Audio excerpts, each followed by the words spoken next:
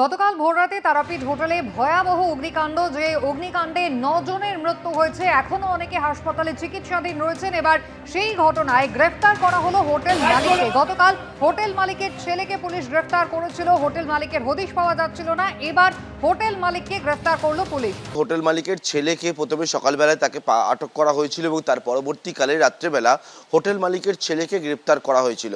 এবং পুলিশের তরফ থেকে যে বিষয়টা বলা হচ্ছে, হোটেল মালিক পলাতক ছিল। এরপরে আজকে ভোর রাত্রে এই যে বিদেশিনী হোটেল, যে হোটেলে অগ্নিকাণ্ডের ঘটনায় 9 জনের মৃত্যুর ঘটনা ঘটে, সেই ঘটনায় কিন্তু হোটেল মালিককেও আজকে ভোর রাতে গ্রেপ্তার করা হয়েছে। হোটেল মালিক হচ্ছে প্রবীর কুমার পাল এবং তিনি হচ্ছেন এই হোটেল মালিক, এই বিদেশিনী হোটেলের। এছাড়া ওনার ছেলে কল্যাণ পাল, যিনি হচ্ছেন অপারেটর এবং এই মালিকের ছেলে, এবং গোটা হোটেলের যে কর্মকাণ্ড, সেই কর্মকাণ্ডের সঙ্গে যুক্ত। পুলিশ জানাচ্ছে তারা হচ্ছে যে ইতিমধ্যে একটা স্পেশাল ইনভেস্টিগেশন টিম গঠন করা হয়েছে। আইপিএস যিনি রামপুরহাটের এসডিপিও অফিসার হচ্ছে কমল তেজা, তাকে নেতৃত্বে একটা 4 সদস্যকে গঠন করে একটা এসআইটি ফর্ম করা হয়েছে। পুলিশের তরফ থেকে হচ্ছে একটা স্বতঃপ্রণীত মামলা রুজু করা হয়েছে এবং সেই মামলায় যে অনিচ্ছাকৃত খুন, এর পাশাপাশি হচ্ছে যে গাফিলতি সহ কয়েকটি ধারায় মামলা রুজু করা হয়েছে। এইটা গেল পুলিশের করা মামলা। এর পর গতকাল রাত্রেবেলা দমকলের তরফ থেকেও একটা অভিযোগ দায়ের করা হয়েছে। কারণ দমকল সেখানে গিয়ে কোন কোন জায়গায় গাফিলতিগুলো পেয়েছিল এবং যে পরিস্থিতির মধ্যে দমকলের কাজ করতে হয়েছে, এবং দমকলের যে সাধারণত যে নিয়মগুলোর কথা উল্লেখ করা থাকে, সেই নিয়ম মানেনি এই বিদেশিনী হোটেল। এবং তার জন্য হচ্ছে দমকলের তরফ থেকে হচ্ছে তারাপীঠ থানায় একটা অভিযোগ দায়ের করা হয়েছে। পুলিশ জানাচ্ছে তাদের করা যে মামলা, এই স্বতঃপ্রণোদিত যে মামলা, যে মামলাটি হচ্ছে অনিচ্ছাকৃত খুনের ধারা, অন্যদিকে গাফিলতির অভিযোগে, সেই মামলার সঙ্গে যুক্ত করে দমকলের করা যে অভিযোগ, সেই অভিযোগটা একসঙ্গে তদন্ত হবে এবং পুরো বিষয়টা তদন্ত করবেন তারা। হোটেল মালিক বিভিন্ন জায়গায়, হোটেল মালিকের যখন খোঁজ শুরু হয় আজকে ভোর রাত্রে এই তারাপীঠ থেকে হোটেল মালিককেও গ্রেপ্তার করেছে পুলিশ। এবং ইতিমধ্যে তোমায় বলবো যে 9 জনের মৃত্যুর ঘটনা ঘটেছে এই হোটেলের মধ্যে। এবং সেই জায়গায় হচ্ছে যে হোটেল মালিক যিনি আবার প্রবীর কুমার পাল এবং ওনার ছেলে কল্যাণ পাল, এই দুজনকেই পুলিশ গ্রেপ্তার করেছে এবং তাদের আজকে রামপুরহাট আদালতে পেশ করবে পুলিশ। এবং পুলিশ জানাচ্ছে তাদের বিরুদ্ধে অনিচ্ছাকৃত খুনের ধারা, গাফিলতি সহ একাধিক ধারায় তাদের বিরুদ্ধে মামলা হয়েছে। পুলিশ নিজে একটা স্বতঃপ্রণোদিত মামলা করেছে, পাশাপাশি গতকাল রাত্রিবেলা দমকলও একটা অভিযোগ দিয়েছে। দুটি মামলাকে একসঙ্গে করে পুলিশ কিন্তু তদন্তকে বর্তমানে এগিয়ে নিয়ে যাচ্ছে। এই হোটেলে হয়েছে, আজকে আমরা যেই হোটেলে স্টে করছি সেখানেও হতে পারে। হ্যাঁ, সেটা ফায়ারের একটা অ্যালার্ম দেওয়া উচিত ছিল হয়তো, মানে যে কোনো সময় ওটা যখন অল্পখানি ধরেছিল তখন হলে একটু তাড়াতাড়ি ফায়ার অ্যালার্ম থাকলে কি হতো, ওটা বেজে যেত, তাহলে একটু অ্যালার্ট হয়ে যেতে পারতো সবাই। হ্যাঁ, অনেক তীর্থার্থী তো এখানে আসে, তাহলে উচিত ছিল যে ফায়ার অ্যালার্মটা দেওয়া, তাহলে তো সবাই তো বুঝতে পারতো, তাহলে এই দুর্ঘটনাটা ঘটতো না। অ্যালার্ম দেওয়া উচিত। এখানে তো দুটো গেট আছে, আমি দেখতে পাচ্ছি। একটা সামনের দিকে বেরোবার মতো অবস্থান, রিসেপশনটার সামনেই ছিল আগুন। পিছন দিকে এই যে জায়গা দেখতে পাচ্ছি আমরা, এইখানে কি পরিস্থিতি ছিল? এখানে এই পিছনের গেটে টোটাল গেট সব লক করা ছিল। এবার ফার্স্ট ফ্লোরে ছিলাম, অন্য ফ্লোরটা আমি দেখিনি। পরে হচ্ছে ফায়ার ব্রিগেড লোকটা এসে তালা খুলে পরে হচ্ছে আমাদেরকে রেস্কিউ, 3 জন আমাদের ছিল, তাদেরকে রেস্কিউ করেছে। অর্থাৎ এই যে গেট, পিছনে সিঁড়ি একটা দেখতে পাচ্ছি, এই সিঁড়ি দিয়ে মানে এখানে গিয়ে বেরোবার জন্য যে দরজাগুলো ছিল, সেই দরজা আপনার ফ্লোরে দেখলেন কি লক করা? হ্যাঁ, একদম ওই ক্লাসফুল গেটের মানে গ্রিলের গেট ছিল, ওটা তালা দেওয়া ছিল। মানে কেউ বেরোতে পারছে না? না না, সিঁড়ি দুটো থাকলেও একটাই কাজ। হ্যাঁ, পরে ফায়ার ব্রিগেডের লোক এসে পরে সিঁড়ি ভাঙলো, সিঁড়ি তালা ভেঙে তারপর 3 জনকে বাই করেছে। আপনাদের 3 জনকে বার করলো? হ্যাঁ। খুব কষ্ট হচ্ছে, আমাদের দম বন্ধ হয়ে আসছে, শ্বাসকষ্ট শুরু হয়ে গেছে। বাথরুমের মধ্যে রয়েছি আমি, আমার হাজব্যান্ড, 2টো বাচ্চা।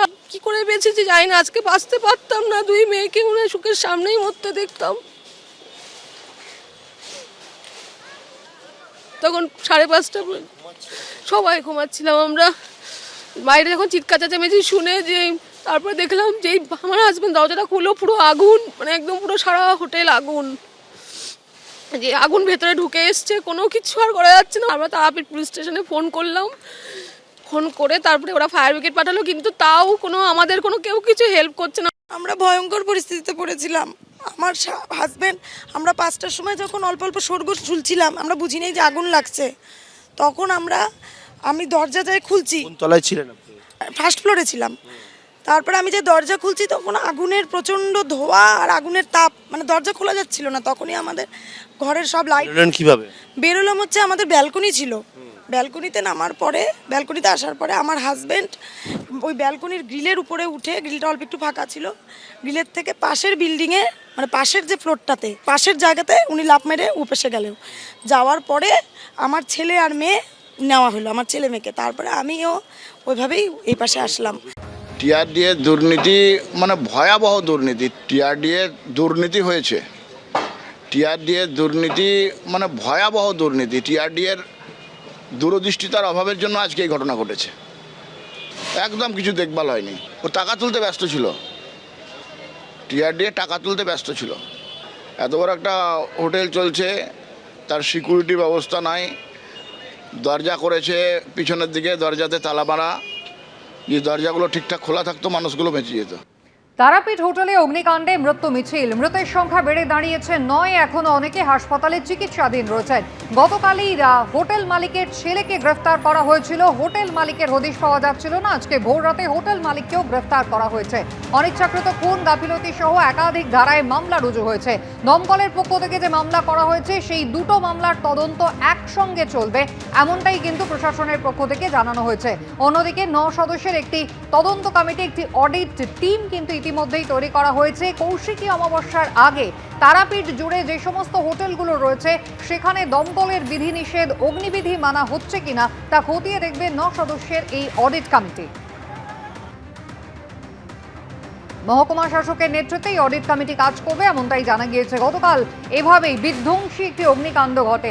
একেবারে রিসেপশন রুম, যেখানে ইন্টেরিয়র ডেকোরেশন করা হয়েছিল ফাইবার দিয়ে, এমনকি সহজ গ্রাহ্য বস্তু দিয়ে। আগে সেখানে আগুন লাগে, দাউ দাউ করে আগুন জ্বলতে শুরু করে।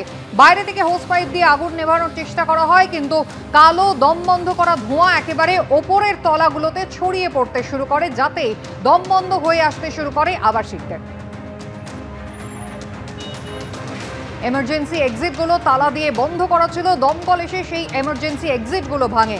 এমার্জেন্সি দিয়ে পিছনের দরজা দিয়ে বেরোনোর চেষ্টা করেছিলেন অনেক আবাসিকই, কিন্তু পারেননি। ফলত সামনে দিয়ে বেরোনোর চেষ্টা করে কেউ জ্বলন্ত দগ্ধ হয়ে যান, আবার কেউ ওখানে দম আটকে দরজার সামনেই পড়ে যান।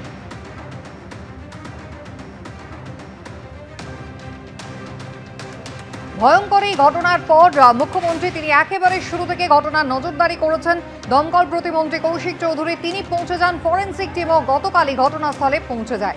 কৌশিকী অমাবস্যার আগে নজরদারি তারাপীঠের হোটেলগুলোতে বাড়ানো হবে, এমনটাই আগেই জানিয়েছেন শুভেন্দু অধিকারী।